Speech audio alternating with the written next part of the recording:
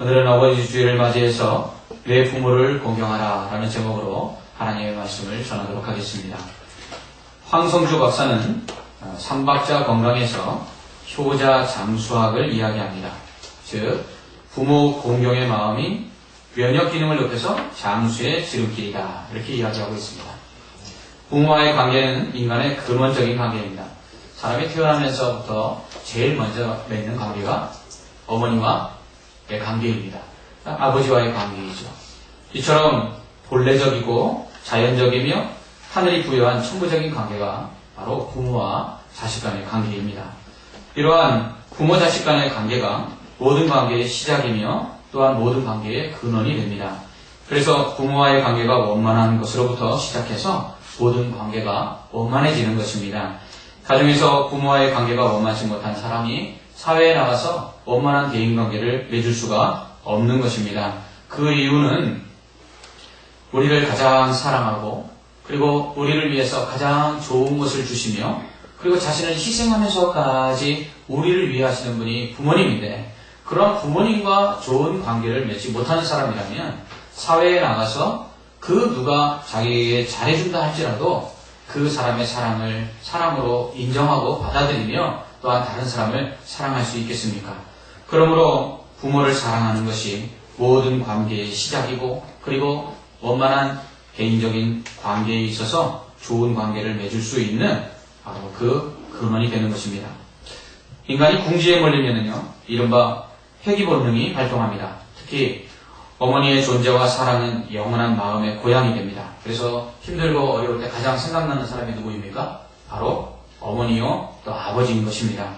그래서 너무 힘들고 어려울 때에는 이렇게 부모님을 생각하면 그 부모님의 따스함과 포근함 또 희생적인 사랑을 떠올리면서 힘들고 어려운 그 고난의 때를 이겨낼 수 있는 힘을 얻을 수가 있는 것이죠. 그러므로 부모를 공경하고 부모와 좋은 관계를 맺는 것은 이처럼 심리적인 안정감을 얻을 수가 있는 것입니다. 그래서 우리는 부모에게 잘하는 사람이 사회에서도 사람들에게 인정받는 것을 보게 됩니다. 부모를 공경하는 사람은 다른 사람과 늘 원만한 관계를 맺을 뿐만 아니라 자신을 사랑하고 신뢰하는 사람의 그 사랑과 신뢰가 어떤지를 알아서 거기에 보답할 줄 아는 사람으로 그렇게 성장하기 때문에 그렇습니다. 여러분, 부모님께서 우리를 얼마나 신뢰해 주십니까? 그리고 부모님께서 얼마나 우리를 지원해 주십니까? 그리고 부모님께서 얼마나 우리를 위해서 자신의 것을 내어주십니까? 세상을 살다 보면 사람들과의 관계 속에서 이처럼 사랑을 받는데 이 받은 사랑을 갚아나가야 그 관계가 원만해져 갑니다. 부모님의 그 사랑을 갚지 못하는 사람이 사회에 나가서 누군가 자신에게 잘해주는 사람에게 그 은혜를 기억하고 보답할 수 있는 사람이 될 수 있겠습니까? 그럴 수 없다는 것이죠. 이처럼 부모를 공경하는 사람은 결국 세상 가운데서도 다른 사람들과 좋은 관계를 맺으면서 사회에 좋은 사람으로 이렇게 자라나고 성장해 가는 것을 볼 수 있습니다. 또한 우리는 세상을 살면서 얼마나 많은 스트레스를 받습니다. 그런데 그러한 스트레스의 대부분이 개인 관계에서 오는 것입니다. 사람이 힘들어서 대부분 스트레스를 받지 일이 힘들어서 받는 경우는 극히 드물다는 것입니다.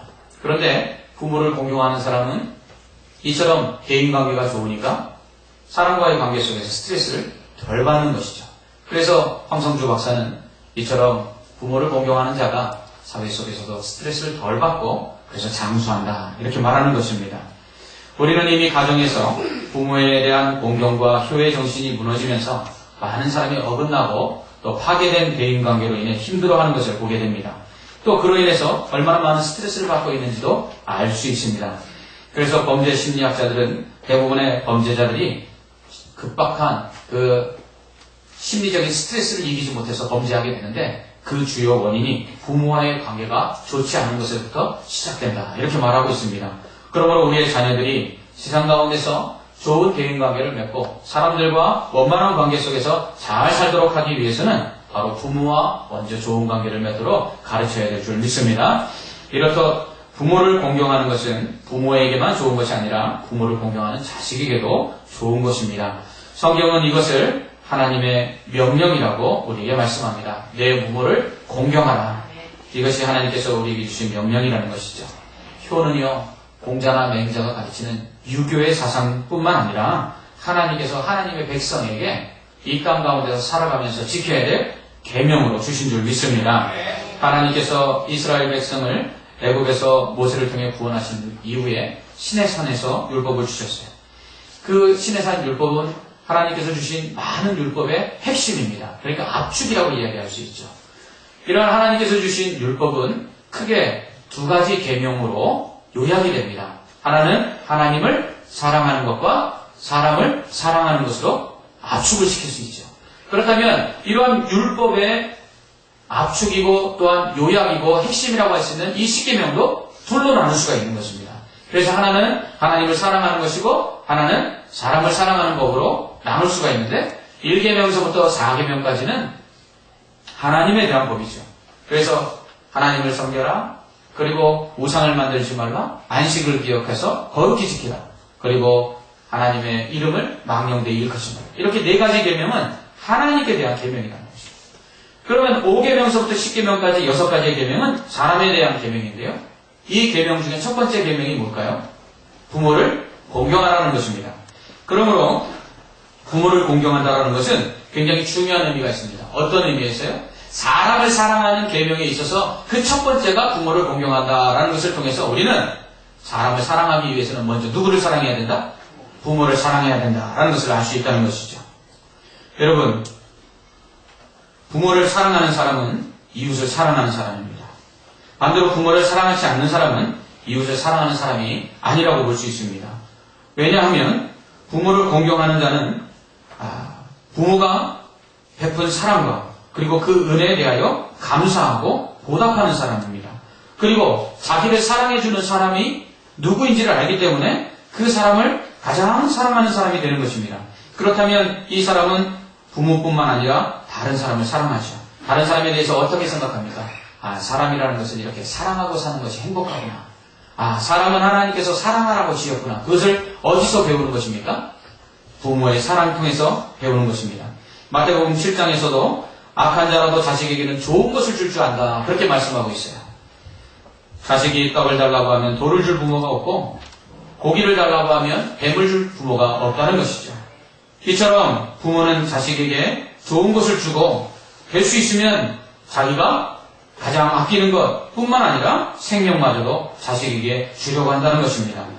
이러한 부모의 사랑을 알아서 그 사랑을 갚아나가고 그리고 그 부모와 좋은 관계를 맺는 사람이라면 당연히 사람을 사랑하고 그리고 사람에게 좋은 것을 베푸는 사람이 된다는 것이죠. 5월 2일자 신문에 난 최근 기사입니다. 10대가 조부모를 살해한 사건이 있었습니다. 청주지법 제21 형사부 재판장 박평대 부장판사는 2일 이성교제 등을 반대한다는 이유로 자신의 조부모를 흉기로 무참히 살해한 혐의로 구속 기소된 A군 19살짜리입니다. A군에 대한 국민참여재판에서 존속 살해죄를 적용 징역 22년을 선고했다.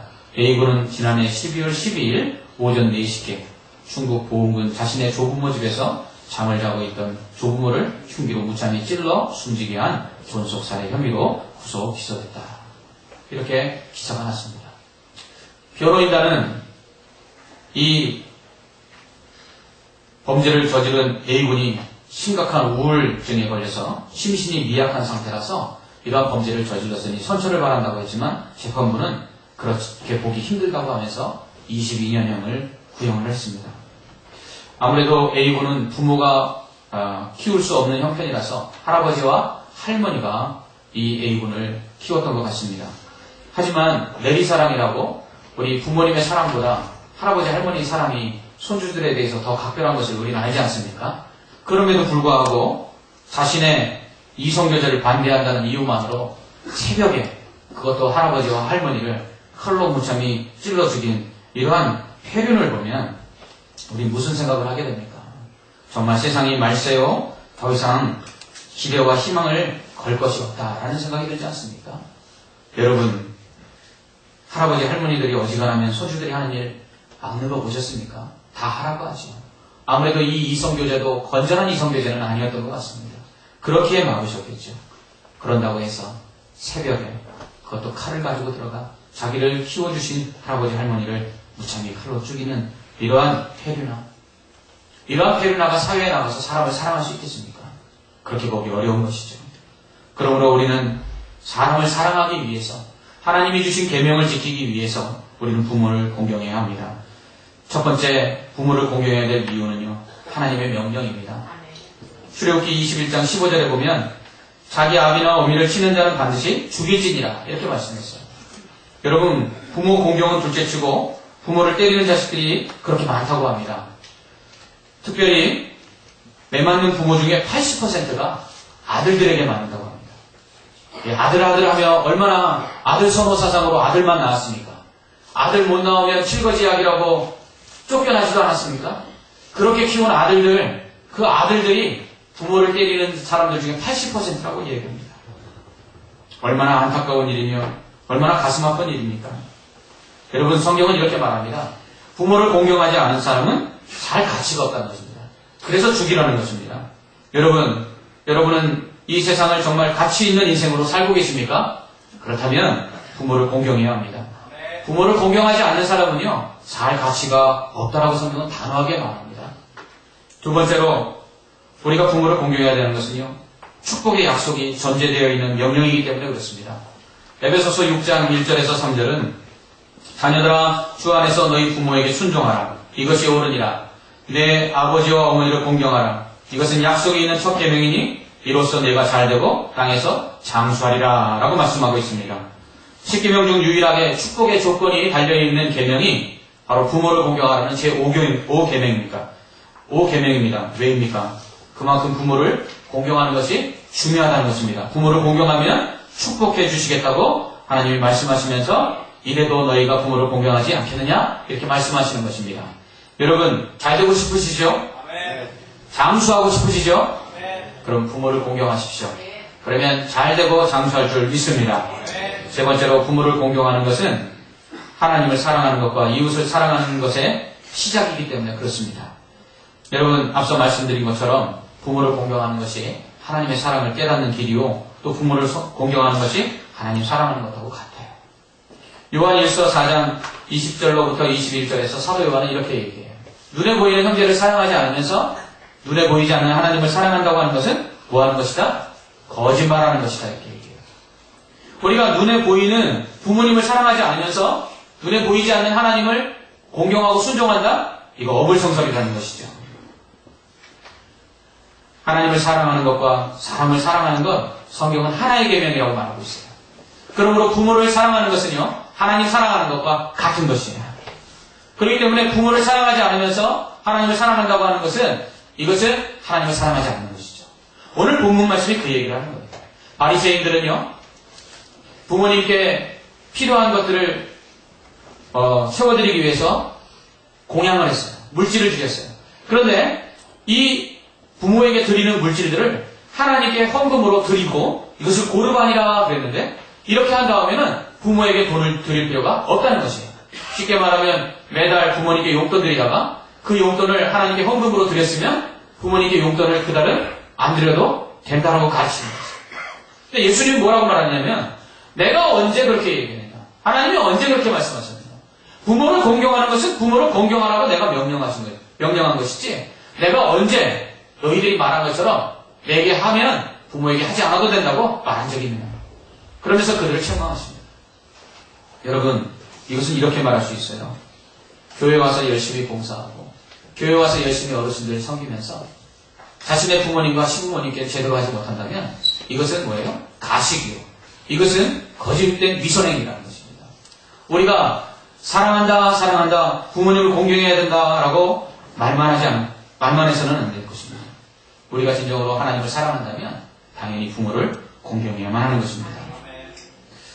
하나밖에 없는 독생자마저 하나님께서 십자가에서 우리를 위해 내어주심으로 우리에 대한 사랑을 보여주셨어요. 여러분, 이 사랑에 가장 가까운 사랑이 무엇입니까? 부모님의 사랑이에요. 어버이날이 되면 부르는 노래가 있죠. 나실 제 괴로움 다 잊으시고 기르실 제 밤낮으로 애쓰는 마음, 진자리 마른 자리 가라앉히고. 이 노래를요, 자식을 낳고 길러보니까 이제 이해가 되더라고요. 아, 부모님이 이렇게 나를 사랑하셨구나 알게 되더라고요. 그렇습니다. 부모님의 사랑을 우리가 받음으로 말미암아 우리가 이렇게 하나님이 우리를 사랑했구나라는 것을 우리가 알 수 있는 것입니다. 그러니 부모를 사랑하지 않는 사람은 어떤 사람입니까? 하나님의 사랑을 모르는 사람입니다. 부모 사랑하지 않는 사람은요, 하나님을 사랑하지 않는 사람일 뿐만 아니라 하나님이 보여주시는 사랑이 얼마나 큰지 이해하지 못하는 사람이라는 거예요. 그러니 이 사람이 어떻게 하나님을 사랑하고 이웃을 사랑할 수 있겠습니까? 여러분, 모든 사랑의 시작이 바로 이 땅에 있는 부모님을 사랑하는 것으로부터 시작된다는 것을 기억하시기 바랍니다. 그렇다면 부모를 사랑하고 공경하기 위해서 구체적으로 해야 될 일이 있을 텐데요. 저는 오늘 3가지만 말씀드리려고 합니다. 첫째는 부모님의 말씀에 순종하십시오. 에베소서 6장 1절은 자녀들아 주 안에서 너희 부모에게 순종하라. 이것이 옳으니라 라고 말하고 있습니다. 여러분, 이게 옳답니다. 이게 마땅하답니다. 때로는요, 부모님들이 자식들을 이렇게 키울 때가 있어요. 무엇이냐면 자신이 원하는 것을 이루지 못한 것을 대리만족하기 위해서 자녀들의 어떠한 능력이나 그리고 자녀들의 감정이나 마음을 생각하지 않냐고 주입식으로 일방적으로 자녀에게 요구하는 것들이 있을 수가 있어요. 이럴 때 어떻게 해야 됩니까? 이럴 때도 순종해야 돼요. 어느 때만 순종하지 않으면 되냐면 죄 지으라고 하는 것 외에는 부모님의 말씀에 다 순종해야 됩니다. 왜냐하면 부모님의 말씀은 이렇더라고요. 부모님은 항상 지금보다 더 나은 자녀의 미래를 생각하면서 항상 말하더라고요. 두 번째로 자녀들이 경험하지 못한 경험들을 해봤기 때문에 자녀들이 실수하지 않도록 하기 위해서 말씀하시더라고요.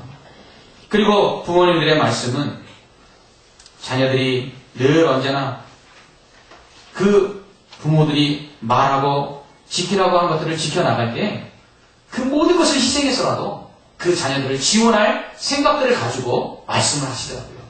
그러므로 이렇게 우리를 위해서 좋은 말씀을 해주시는 분이 세상 살면서 부모님밖에 없더라고요. 누가 우리의 앞날을 걱정하며 지금보다 더 나은 미래를 생각하며 또 그것을 위해서 나아갈 때 모든 것을 희생해서 도와주겠다라고 생각하며 우리에게 말하는 사람들이 있습니까? 부모님밖에 없다는 거예요. 이런 부모님의 말씀을 순종하지 못하고 따라가지 못한다면 이 사람은 누구의 말도 듣지 않는 사람입니다. 그래서 부모님께 순종하지 않는 사람은요, 알 수 있어요. 아무의 말도 듣지 않습니다. 여러분, 군사부 일체라고 그랬어요. 부모님의 말씀에 순종하지 않는 사람, 선생님의 말씀에 순종할 수 없어요. 왜 학교 선생님들의 권위가 땅에 떨어져 있는 줄 아십니까? 부모님의 말씀에 순종하지 않기 때문에 자녀들이. 그래서 그 누구의 권위에도 순종하지 않는 것입니다. 그러므로 사회가 더 어려워져 가고 있는 것이죠. 그래서 부모님의 말씀에 순종하십시오. 둘째로는요, 형제간에 우애하십시오. 여러분, 부모를 공경한다고 하면서 형제간에 다투는 사람들이 있습니까? 그거 부모 공경하는 건 아닙니다. 여러분, 문제 없는 가정은 없어요. 여러분, 아브라함의 가정에도요, 문제가 있었고요. 이삭의 가정에도 문제가 있었고, 야곱의 가정에도 문제가 있었어요. 이삭의 가정에는요, 아버지와 엄마가 자식들 둘을 놓고, 쌍둥이를 놓고 어떻게 해요? 편애했어요. 그로 인해서 형제들이 어떻게 합니까? 평생에 다퉜어요. 그렇게 자라난 야곱, 부모의 편애를 받으면서 자라난 그 야곱이 어떻게 했습니까? 자식 12 중에 또 하나만 편애하지 않습니까? 그래서 심지어 급기야는 형제들이 동생을 인신매매합니다. 동생을 팔아버려요. 여러분, 문제가 없는 가정은 없어요. 그런데 문제는요, 이러한 문제들을 해결하는 것이 지혜로운 가정이라는 것입니다. 에서와 야곱이 화해합니다. 요셉이 자신을 찾아온 형들을 어떻게 합니까? 용서합니다. 그로 인해서 그 가족이 흉년 가운데 다 구원을 받을 수 있었어요. 무엇을 말하는 것입니까? 이처럼 문제가 생길 때 이것을 해결하는 것, 그것이 가장 지혜로운 것이고 이것이 부모를 기쁘게 한다는 것이죠. 여러분, 대부분 이런 사람들이 많더라고요. 가정 내 형제들 간에 우애가 없을 때 우리 형만 좀 잘했어. 동생이 좀 잘했으면. 어떻게 며느리라고 들어온 것이 저래. 동서가 잘했으면. 전부 핑계를 나누게 되더라고요. 그런데 문제는요, 그 화목을 깨고 있는 사람, 바로 자신이라는 것입니다. 그렇게 말하고 있는 사람 때문에 가정이 화목하지 못하고 형제간에 우애가 없는 것이에요. 먼저 용서해야 됩니다. 먼저 손을 내미십시오. 이번 주간 가정의 달을 맞이하여 부모님과 형제들이 만나는 시간들을 가지실 것입니다. 어느 분들은 또 가졌는지도 모르겠습니다. 여러분 그때 그동안에 서먹서먹했던 것, 마음에 가지고 있던 것 푸십시오. 그거 언제까지 가지고 갈 겁니까? 부모님 살아계시는 동안에 우리가 부모님 속일 수 있다고 생각하십니까? 우리가 그렇게 사랑하는 거 부모님들 다 아십니다. 그런데도 어떻게 해요? 말하지 못하는 거예요. 자녀들이 오히려 힘들어할까 봐. 그래서 혼자 힘들어하시는 것입니다. 여러분, 형제간에 우애하는 것, 그것이 부모를 공경하는 것입니다. 세 번째로 가정을 이루어야 합니다. 그리고 그렇게 이룬 가정을 잘 지켜나가는 것, 이것이 부모를 공경하는 것입니다. 여러분, 결혼할 때가 되었는데 결혼하지 않는 자녀만큼 부모의 애간장을 녹이는 자녀들이 없어요. 관연한 자녀들 결혼해야 합니다. 요즘 젊은 세대들이 결혼하지 않으려고 해요. 왜요? 혼자 사는 게 좋대요. 좋긴 하겠지요. 그러나 부모의 심정을 알지를 못하는 것이에요. 여러분, 자녀들이 결혼하지 않는 것, 부모 공경하지 못하는 것임을 기억해야 합니다. 또한 결혼한 다음에는 가정을 잘 꾸려가야 돼요. 여러분, 사랑해서 결혼하지만요, 결혼해서 이룬 가정을 지키기 위해서는요, 엄청난 노력이 필요합니다. 여러분, 우리는 그래서 약속하는 것입니다. 제가 늘 결혼식 할 때마다 결혼하는 부부들에게 늘 하는 말이 있죠. 결혼은 사랑해서 하지만 사랑해서 한 결혼은 이 지금 결혼식에서 한 약속을 지키기 위해서 그렇게 살아가는 것이다. 그렇게 말해요. 여러분, 우리가 결혼한 다음에 만약 그 가정이 깨어져 보십시오. 부모님의 가슴 갈갈이 찢어집니다. 저도 가장 사랑하는 누님의 가정이 깨어져서 저희 어머님이 지금도 참 눈물로 그 고생하시고 또 아파하시는 것을 지금까지 보고 있습니다. 벌써 한 20년이 다 돼가는 것 같습니다. 여러분, 부모에게 효도하시겠다라고 생각하고 계십니까? 그럼 가정을 화목하게 만드십시오. 가정이 화목하지 않는 것만큼 부모의 가슴을 아프게 하는 것이 없습니다. 제가 노년사역을 하다 보니까요, 어르신들 그 걱정들이 자꾸 변화되더라고요. 맨 처음에는 자식이 시집장가를 못 가서 걱정했는데요. 최근 들어 어르신들의 걱정은 시집장가 간 자식들이 어느 날 이혼한다고 할까봐 그게 제일 걱정이더라고요. 우리 어르신들이 그런 말씀했어요. 목사님 기도해 주세요. 저는 요즘 잠이 안 와요. 왜요? 어느 날 며느리가 손주들만 놓고 나가버릴까봐 그게 제일 걱정이에요. 이렇게 이야기합니다. 여러분, 가정을 지키는 것, 그것이 부모에게 효도하는 것입니다. 또한 우리 안에서는 깨어진 가정들이 있어요. 그렇다면 어떻게 될까요? 이 깨어진 가정들을 위해서 기도해 주십시오. 깨어진 가정에서 자라나는 자녀들, 우리의 친자녀처럼 사랑해줘야 되고요. 그리고 가정에 깨어진 사람들의 아픔, 우리 형제의 아픔으로 받아줘야 합니다. 그러지 않으면 그 사람들이 세상 나가서 위로받고 기댈 데가 없어요. 저는 특별히 가정이 깨어져서 아픔을 당하고 있는 분들에게 부탁을 드립니다. 가정을 다시 이룰 수 있도록 기도하십시오. 쉽지는 않을 것입니다. 그 상처를 싸매고 다시 치유한 다음에 새로운 가정을 이루겠다 하는 것 쉽지 않을 것입니다. 상처는요, 다시 새로운 가정을 이루었을 때만 치료받을 수 있더라고요. 더 노력해야겠죠. 편부모 가정이나 조부모 가정에서 자라는 자녀보다는요, 그래도 재혼한 가정에서 자라는 자녀들이 훨씬 더 안정감을 가지고 잘 자라난다는 보고가 있습니다. 여러분, 아직 어린 자녀를 두고 있습니까? 그렇다면 그 자녀와 그리고 함께 기도하는 가운데 재혼에 대한 생각들도 한번 해보는 것이 좋다라고 권면을 드립니다. 이것은 저희 어머니가 46에 홀로 되셔서 재혼하라는 저희 형제들의 말씀을 듣지 아니하시고 지금까지 홀로 사신 그 30년의 세월을 보면서 제가 경험한 것이고요. 또한 저희 홀로 되신 누님을 보면서 제가 마음속에 갖고 있는 생각입니다. 그렇습니다. 우리에게 하나님은 가정을 통해서 좋은 것들을 주시고요. 가정을 통해서 하나님의 사랑을 공급해 주시고, 그러므로 우리의 깨어진 가정들을 위해서 사랑해 주시고요. 교회 안에서 잘 그들이 적응하고 지낼 수 있도록 도와주실 뿐만 아니라 이러한 가정들이 새로운 가정들을 이룰 수 있도록 기도해 주시기 바랍니다.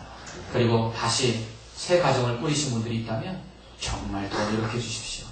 다시는 아픔이 없도록. 이 아픔은요, 본인의 아픔으로 끝나지 아니하고요, 가족들 모두의 아픔이라는 것을 기억하고 우리가 가정을 잘 이끌므로 또 지킴으로 부모님을 기쁘시게 하는 자녀들 되시기를 주님의 이름으로 부탁을 드립니다.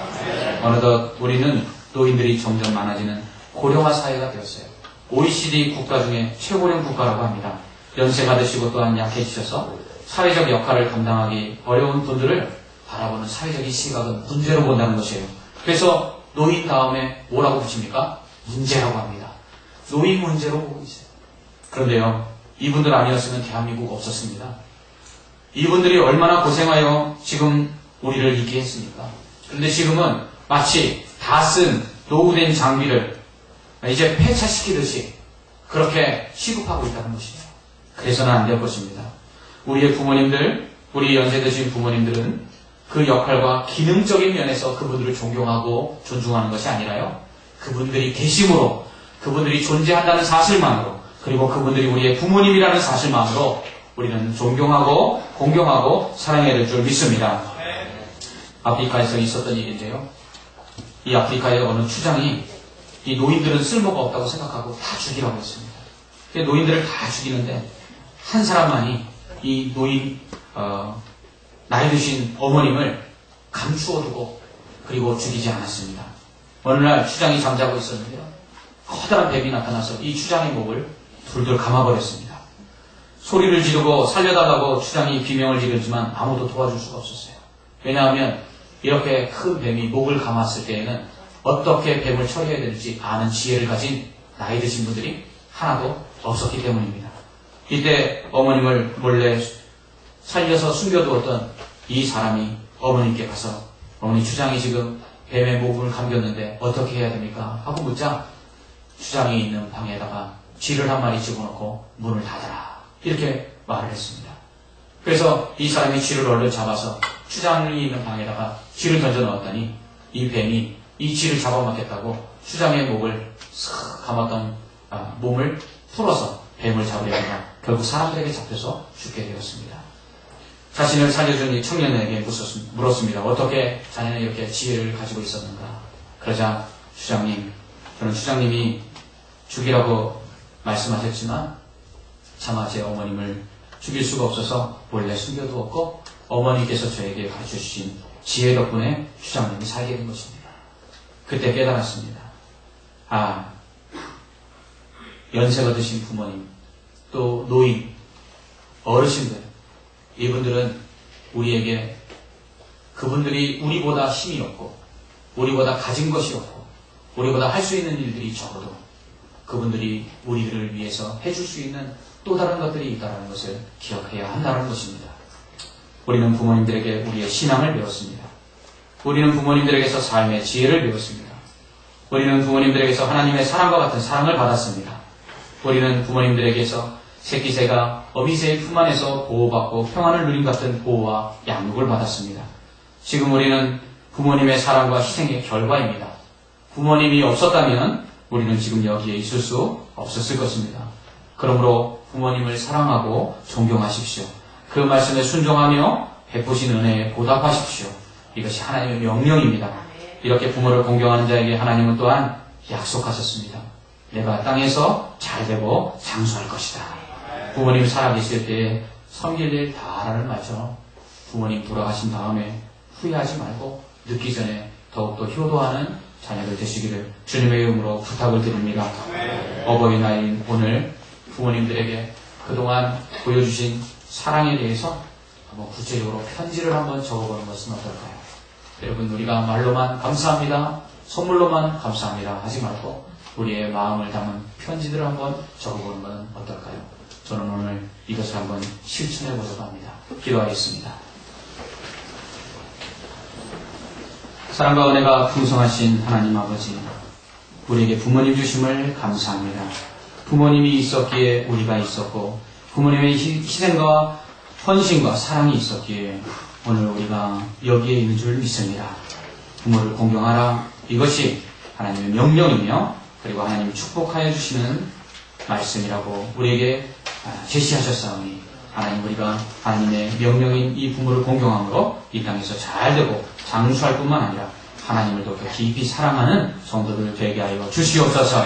예수님 이름으로 기도합나이다. 아멘.